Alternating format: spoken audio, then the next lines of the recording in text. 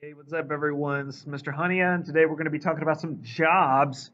So you guys got a note sheet listed, and as you see, it's very simple. You got a little journal entry starting out, and then just a chart to fill out. So go ahead and go through that. So your journal entry is what matters most: having a job that you love or a job that you are good at. Now we have this video right here. I'm going to go ahead and link it in. I would like for you to go ahead and watch it if you are within the oh, here's the part where I'm just going to go through this process and give you some little bit of explanations of things that you need to consider and look for when you go through a career. So the first thing you want to make sure is that you can have a job that you enjoy or a job that you're good at. This is very much self-explanatory, but within the explanation of this, you want to make sure that you have, you know, a job that you're able to do and sustain, but at the same time, literally does not make you dread going to work every single day. If you think about it, most of us work 8 hours a day. So with 8 hours a day and the bell ringing, Um, so with 8 hours a day, you think about it, 8 out of 24, that's, a third. So in a lot of cases, a third of your life or close to a third of your life is going to be spent working. So you want to consider to have a job that you're good at and can take pride in, but also one that, you don't absolutely hate. So another part is you want to find a job with some form of either upward mobility or salary increase as time moves on.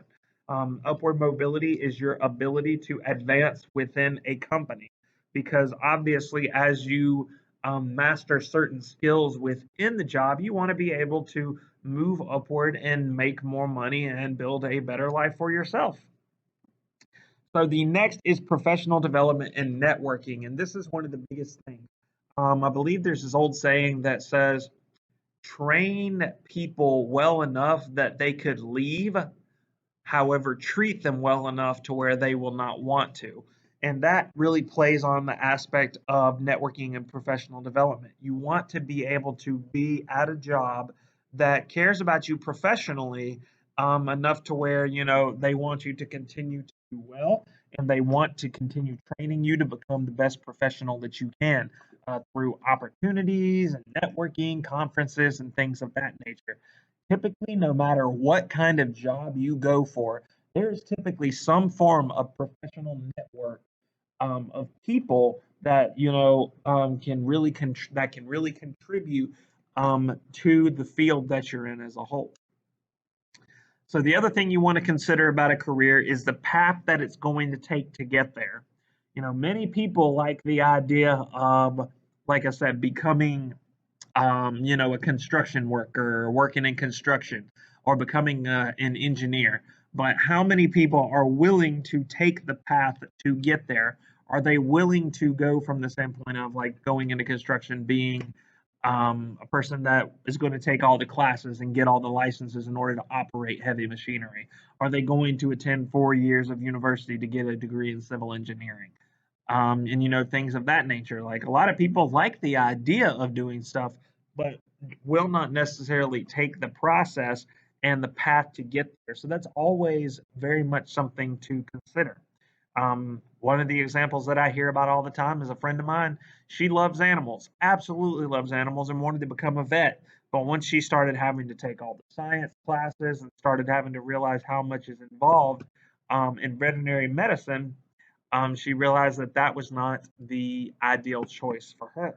And she's like, I can still have a good passion for caring for animals and loving animals, but in other words, of being that person that is going to be taking care of animals like a vet would, it's not exactly something she's going to do. And then another thing you want to look at are benefits, because a lot of times you have like things like paid vacation, insurance, 401k, and a lot of this is going to come up later as we go in through financial fitness, but you want to make sure that you're looking at things like benefits as well, because some of you want that idea of having paid time off and the opportunity to get away from your job, as well as the opportunity to save up for the future and things of that nature. So benefits, obviously, you're looking at insurance, vacation, paid time off, sick leave, all that good stuff. And then finally is your payment. So your payment is going to be more along the lines of how much do you get paid. So you want to look at your salary if you're going to get a salary, which is a yearly pay that you get divided into 12 months, sometimes bi-weekly, bi-monthly, however your company decides to do it. And then finally, you want to look at hourly. In some cases, you have people who, they prefer an hourly wage because they don't want to put in any extra time and then have to worry about working overtime for a salaried position. So you see, you want to consider the payment of what you're making and also make sure that the amount of money you make can sustain the lifestyle that you want. All right. So those are the things that you want to look for in a career. Now, if you go into Canvas, you will see a career wellness choice board.